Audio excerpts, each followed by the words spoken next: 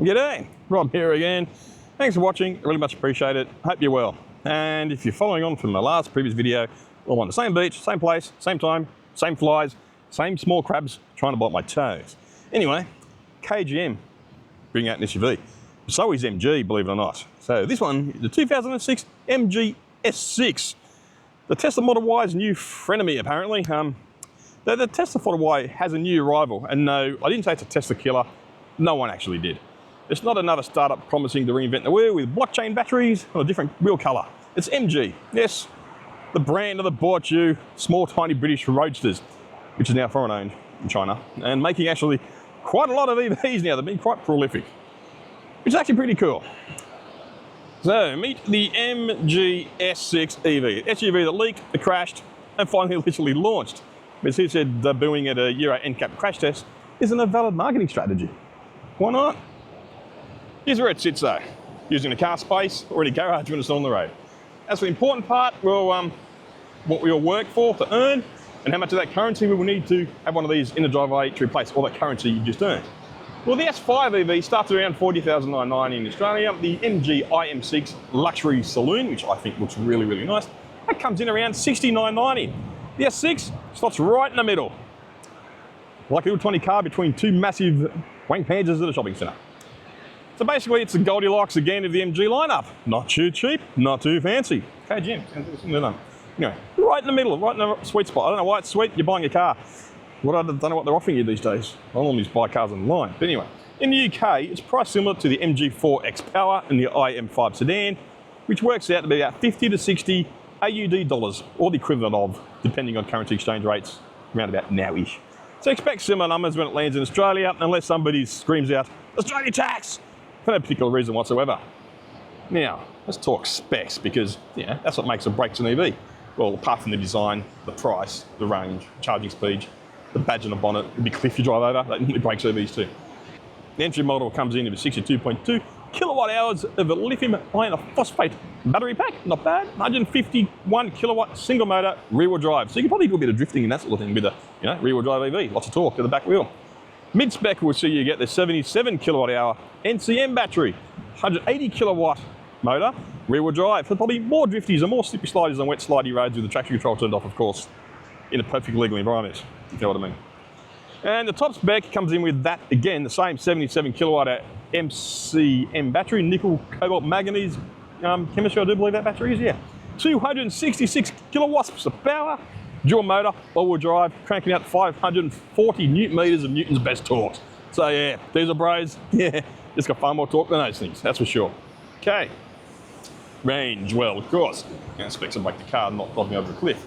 529 k's well up to putt for the 77 kilowatt hour, the rear wheel drive, and about 484 for the all-wheel drive version with the same battery. Second motor takes a bit more power. That just happens when you have a job performance vehicle. Believe it or not, that's actually better than Tesla's Model Y, the rear wheel drive, which comes in at 466 kilometres, or the BYD Sealion 7, which comes in at 482 kilometres, and the Kia EV5, the standard version, not long range, comes in around about 400 k's. So, translation, that means MG just said, hold my beer, which is odd because it's a family UV. So maybe more like, hold the pram. Oh, before you ask, yes, of course it's safe. Euro NCAP, gave it 5 stars. 92% adult protection, 85% for child, 84% pedestrian protection, and 78% for safety assistance. So you got all the kids, the dogs, 3 metric tons of reusable shopping bags in perfect safety. Nice, not bad. Styling. Think MG S5, but bigger. Sleeker front, sportier rear, it's going to be a more sporty, curvier bum, and enough black trim to make it look serious. So inside, MG's actually listened to customers and bought the physical buttons back. Revolutionary, right? To be fair, personally, I don't care about buttons. Even though, I'm Gen X, I still grew up with buttons, but I still love the touchscreen too. And I find once sitting in auto, don't need the buttons. But anyway, that's just me. How do you feel about it? Let me know, comment below, of course. So, that means, of course, there's no more scrolling through 3 menus to turn on your AC. Which, like I mentioned earlier, I just set to auto, don't care about that. Anyway, where was I? On a beach, right here. Not bad, nice place. Quite warm too, still 30 degrees. Sand's a little bit warmish, hence I'm walking back between there and there. Put my feet down. And get away from the flies, damn it. There's flies everywhere. Oh, there. Anyway, standard kit, 32.5 centimetre infotainment screen. No one uses inch anymore, come on. 26cm instrument cluster, and MGIS smart telematics. It also brings you 19-inch alloy wheels, inches, bugger, oh well, 7 airbags, not as much as KTM. Active safety suite with the usual beeps and bongs, but they're not so smooth, those type of bongs, if you know what I mean. That was a big fly, oh, I got that, bippy. Anyway, a higher trim will add 20-inch wheels, fixed glass roof, 11-speaker audio system, and even a 50-watt wireless charge phoner. Not sure what part of fast charging your phone makes it a higher trim, but you know, maybe it's those kind of bongs maybe, I don't know. So the S6, yes, does ride on MG's modular scalable platform. I couldn't find the acronym, so I'll make one up. MMSP, whatever that means. I don't know acronyms these days, people can make them up. So same bones as the MG4, the S5 EV, and even the Cyberstar Roadster, believe it or not, underneath that there. Built by SAIC in partnership with Huawei. Yes, Huawei, pronounced Huawei. You know, as in Huawei, the phone company, those guys. MG claims sporty handling thanks to rear bias weight distribution and tuned suspension.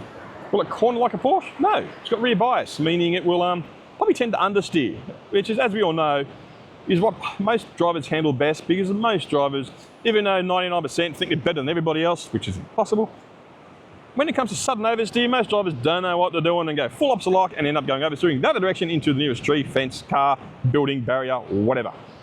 So anyway, will it feel sharper than the Kia EV5? Probably. Someone's going to give me some test, I don't know. I'm not a professional driver. But let's be honest, most owners will only be doing most cornering, high speeds in Woolworths car parks, not the Nürburgring. Remember, this car was first revealed during a crash test? Crash test? I can't read my own script, it's right here in front of me, I still can't read it. Anyway, imagine being the PR team. Ladies and gentlemen, introducing the MD6 EV. Please ignore the airbag deploying in the background. And honestly, it's the most honest launch ever, showing you what exactly will happen to the vehicle when you hit something with it. So here's the bottom line. The MG S6 EV is bigger than your S5, cheaper than your IM6, safer than your average UV, and ready to crash test Model Y's party. And here to make family EVs practical and affordable. So check out the MG when it gets here, the S6. Hopefully the pricing will be accurate, and see many on the road. Take care of yourselves, hope you're well, and I might go for a surf one day soon. Anyway, take care of yourselves, see you all later, and in the next video. Bye.